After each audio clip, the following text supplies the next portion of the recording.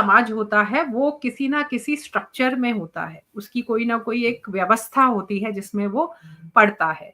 तो जो हमारा साधु समाज है उसके 13 अखाड़े हैं और ये अखाड़े बहुत पुराने होंगे लेकिन आदि शंकराचार्य के समय से डेफिनेटली ये हैं। वहाँ से हमें इसका डॉक्यूमेंटेड एविडेंस मिलता है। तो ये 13 मेन अखाड़े हैं जिसमें कि 7 शैव अखाड़े हैं और 3 वैष्णव अखाड़े हैं और 2 या 3 उदासीन अखाड़े हैं जिसमें कि सिख अखाड़े भी आते हैं। तो इनके नाम चाहिए तो मैं आपको दे सकती हूँ और ये अलग-अलग हर अखाड़े के अपने-अपने इष्ट देवता हैं। जैसे महारिणवाणी अखाड़ा जो है वो कपिल मुनि को फॉलो करता है। ऐसे ही निरंजनी अखाड़ा कार्तिकेय को फॉलो करता है। जूना अखाड़ा जो है वो दत्तात्रेय को या भैरव को फॉलो करते हैं।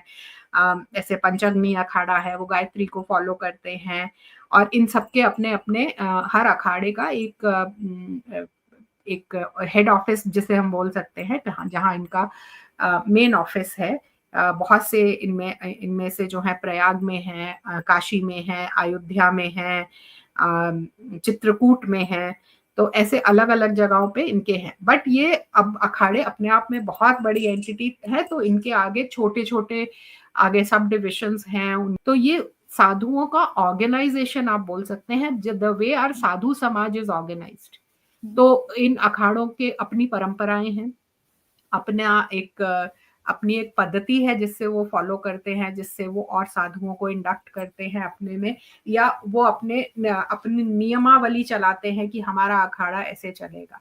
तो ये है और अखाड़े शब्द से हम एक पहलवानों का अखाड़ा भी समझते हैं, जो पहलवान होते थे। तो ये बहुत सारे साधु पहलवान भी हैं क्योंकि हमारे लिखित इतिहास में पिछले 500-600 साल में हमें ऐसे कई इंसिडेंट्स मिलते हैं, ऐसे कई एपिसोड्स मिलते हैं जहां पर साधुओं को शस्त्र उठाना पड़ा। तो साधु केवल शास्त्र नहीं, वो शस्त्र भी जानते हैं क्योंकि शस्त्र भी एक विद्या है। वो भी हमारे उपवेदों में आते हैं शस्त्र विद्याएं।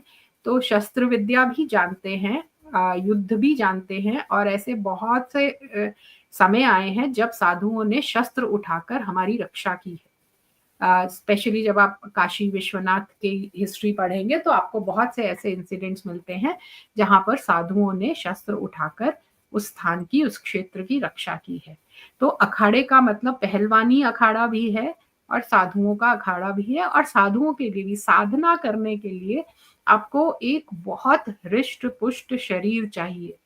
आप बहुत उच्च स्तर की साधना तब तक नहीं कर सकते जब तक आपकी शारीरिक क्षमता उस साधना को करने के लिए तैयार नहीं है।